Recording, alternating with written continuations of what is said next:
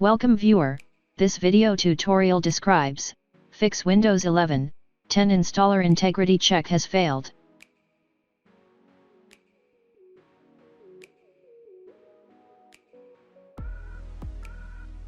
Right-click Application, click Copy as Path.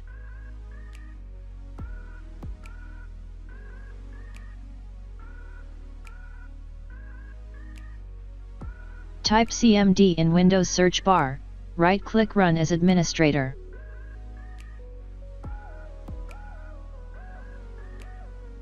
Just right-click mouse. Type /ncrc.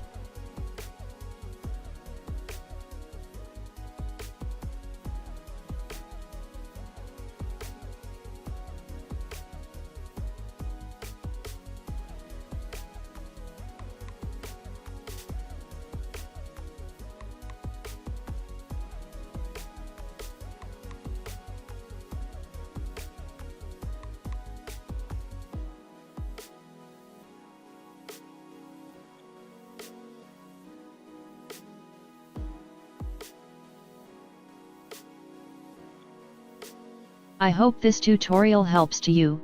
Please like, share and don't forget to subscribe our channel. Thank you very much. See you next video.